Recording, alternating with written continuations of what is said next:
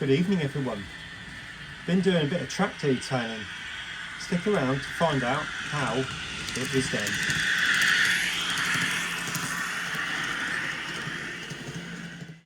Good afternoon everyone and welcome back to Piccadilly. You join me here at the workbench and I'm making a few things to detail at the track. So here you can see I'm making some signs. That's printed off on a piece of card and then I'm using this wire then to create the legs for that. And then we've got some track or trunking, which is being cut up into the different segments. And also you can see some track there, which I've painted up, and some wheels have all been rusted up, ready to go onto the layout. Right, welcome back. Now, what I would like to do in this video is to try and get this area as much detailed up as possible up to these points just down here. So I don't know whether you can see those. If I tilt the camera down, you can see there's a crossover here and to the other track. Now, when the layout is extended, these 2 points will come out. So I don't want to ballast up to any further than this point really. So that should hopefully give you some idea of what I'm trying to achieve. But I'd like to try and get this area looking much more complete. Now, there will still be things to do, but that's just the nature of the beast, isn't it?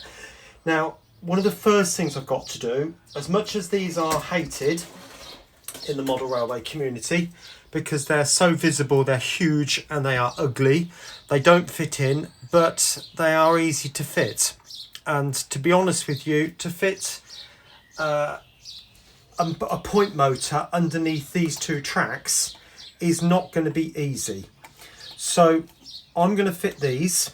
The reason it's not easy is because of what's underneath and having to negotiate what's underneath, and it would just be really difficult. So I'm going to put in 2 of those, one each side. In fact, I might put, actually I will get away with that one just there. So one each side of those, and I'll just paint them to try and disguise them as best I can. So you can see I've got the point motors ready to go in, and the way I put them in is to literally just glue them down with the glue gun, checking to make sure that the rails switch both ways and they reach their full extent. If they don't, just move the point motor in or out a bit before the glue sets, and then everything should be absolutely fine. Right, so now those point motors are now glued in place. They're not wired up, mind, but I'm going to start thinking about putting this trunking in. So I am going to wire it up or use the trunking as if they are going to these point motors, regardless of what we all think about them, and that's me included, mind, but it's just the way things are, I'm afraid. So what I'm going to do is have some coming down here, then jump across to this track, down here to this one, jump across this track, and then go out down this side down here on the right hand side. And then there'll be some more as this one comes along to join. This one will then carry on going back up that way, and I'll go back as far as I'm going to be ballasting. I just thought of something. I've put one piece of trunking in, which I'll show you in a bit, but if I just put it straight onto the baseboard, it's going to be too low. So I've put some caulking down, and then because I've run out of scraps of cork, then I've just put a little bit of 2mm grey board in there, and I'll start laying trunking on top. Right, there you go. There's all the cable trunking in on top of either 2mm grey board down here or bits of cork, and put some relay boxes in over there as well. So I think we're starting to get there, and then with a few weeds growing up in this area, some wheels, and got some other bits and bobs that can go in there, some track that can be stacked up, things like that. It'll start to come together. Got 1 or 2 signs like you saw earlier, those speed limit signs. An Alstrom sign can go up in there.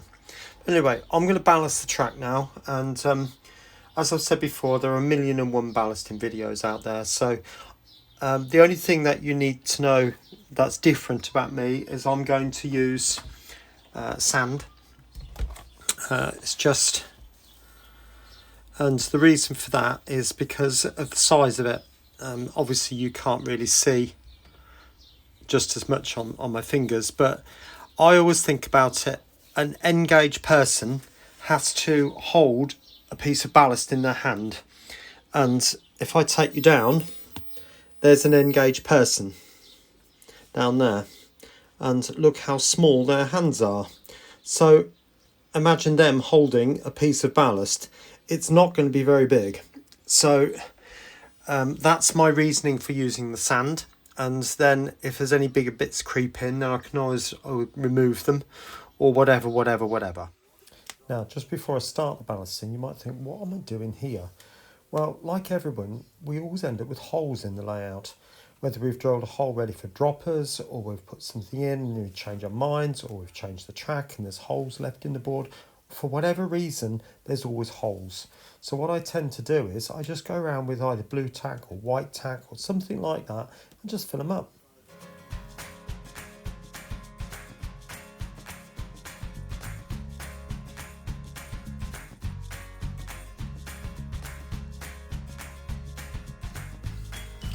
I've just discovered something. I haven't put the sleepers into these odd positions yet, so I've got to stop. There's always something at there.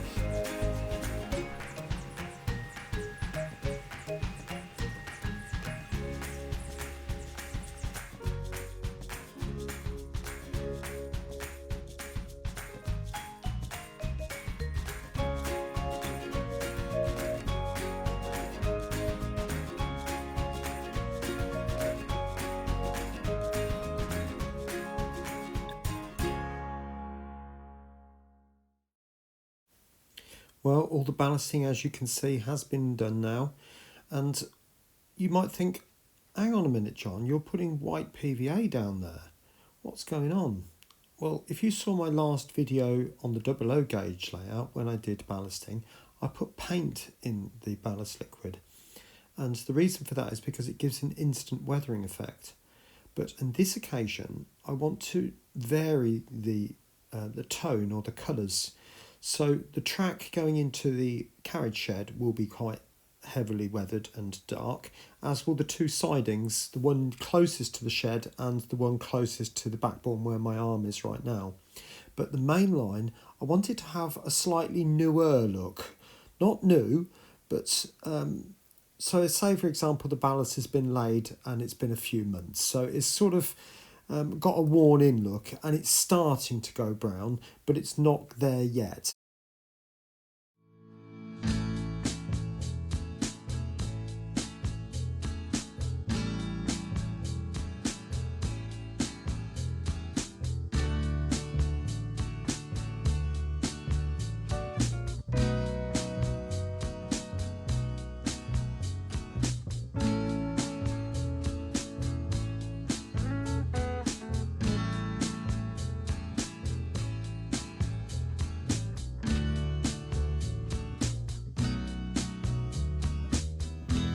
Well, we're getting there now. I've put on quite a number of different colours. So I've put a very yellowy brownie mix, I've put a dark, like a burnt sienna type colour, and a very light colour down the middle there. I am going to put some black on now, as a black mix, black glue mix, and mainly up around the tracks area on the sidings, both sidings, and then leave the main line as it is. And I think what we'll do is just let it dry and sit and have a look at it, and then if it needs some touching up or even some more ballast adding, that sort of thing, then I can do that. I mean, I'm just looking down here now and just seeing actually there's a bit of ballast I've missed, but I'm going to resist the temptation to touch it at the moment. I'm going to let it dry as it is, and we'll look at it afterwards. Okay, so I will get that black on and I'll probably see you tomorrow. Right, take care. Right, welcome back. It's the next day now. Now, I couldn't resist the idea of just adding a few sort of scatters whilst the glue was wet. So what I did was I added some Woodland Scenics green blend and some burnt grass, and also some dark tufts of coarse foliage in there as well. I think that was the stuff I make, so I can't really give you a brand. I've added some little relay boxes. I'm not sure whether you saw those before, and I don't know whether you can see that over there. what I think looks like a portaloo just there. Obviously some rolls of cabling, that sort of thing. One of the things that's very important to do is wiggle the points. Now, I do that and I can move it, but it's very, very stiff. And I think a point motor might struggle. So what you do is you wiggle it back and forward like that to make sure it does move. Now, but what, now that one's stuck. Now what do you do if it's stuck? Well, see if you can release it just by wiggling it. Actually, a bit more force, that's moving. Like that. Now I did check these others, these ones are fine. That one's quite free, this one's quite free, as is that one. But if you find actually it's very, very stiff and it won't move at all, put a tiny drop of water just on this area here. Now another thing you could try is once the glue has softened up and the point has been loosened, is to squirt the tiniest bit of WD-40 in there. Because like I said to you before, WD-40 is a water displacement. So WD, water displacement. I hope that makes sense. And it will move the water or the glue out of the mechanism just in case. Now it doesn't matter how careful we are, and 9 times out of 10 everything's absolutely fine, but you do get those odd occasions. Now the next thing to do is to check your points. Now I'm looking through these gaps here, the frog mechanism, and I'm just going to run a screwdriver through the channels on the guide rails, because if there's any bits of foliage, glue or anything in there, that will derail your train. That will be just enough to derail the whole train, like that. And I'm literally just checking the inside of the rails, making sure that there's nothing down there. I mean, I did pretty much check that last night when I put the ballast in. But, oh, I can feel roughness there. So I'm literally just going to run the screwdriver down the inside of the rail. Doesn't matter quite so much on the outside, except it just doesn't look quite as effective. So I'm removing that. And like I said before, there's a little bit of glue in there. And that's because I put the scatter on afterwards. And I did want a little tiny bit of scatter going over the track. So I don't know whether you can make out there, but the track has now been all painted. And actually, what a difference that makes, and particularly in this area down here where I was thinking actually it didn't look quite so good. I'm liking that effect now. Obviously the tracks need to be cleaned, but that will be done in a bit. Right, I will just show you this because this might be an issue that you've come across before. Watch. Now you can hear something moving, but you can't see the point moving. But look at the point motor. So I've clearly the point motor works, but it's not in the right place. So I'm afraid that means the point motor's got to come up, and it should be quite easy. There we go, realigned with the little lug there. So hopefully, if I do it now, I've got to glue it down obviously, but so that's clearly going to work in that particular position. So I know now exactly where to re-glue that once the glue gun's warmed up. So, well, there it is. So I've done the extra bit of weathering on the track side, putting all the different colours going down the side of the track, and I'm quite pleased with that. And the wires going across the rails, and I did manage to find the orange that I thought I'd got, and taking you down, there's some more down there. That one wire goes right across. If it's not quite right, I'm sorry, but I'm not going to be changing it. There's another bit down there. I think at the end of the day, if the line looks reasonably convincing, then that's good enough for me, to be honest. But that's the way it is. You can see the point motors, or perhaps you can't, but they are there, and I've just put some foliage over the top. I've not buried them, purely because I don't think a large column of bushes in a place directly opposite each other would look quite good, any good. So I've literally just buried them, in the sense of buried them in colour, sprinkled them with lots of different things, and that's all all wired up now. They're working. Odd bits of rail down here, the Alstrom sign down there, bits of track. As I pointed out before, we've got what I think is a portaloo, some reels of cabling, and the more relay boxes there. So it's definitely coming along. Oh, and all the trunking, obviously, as I put in earlier in the video. Right, I'll take you around the other side and look at it from the tunnel's point of view. There you go, that's what it looks like from the other side. And into the other tunnel. I still need to clean up the tracks on that bit, but I'm really quite pleased. I mean, with the colours as well. You've got this sort of tan type texture going down the main line down here. So sorry about my finger being big there. But yeah, I just wanted it to look different.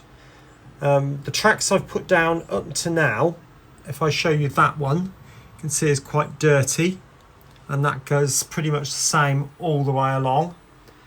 And also that track, excuse my finger again, in there is quite dirty.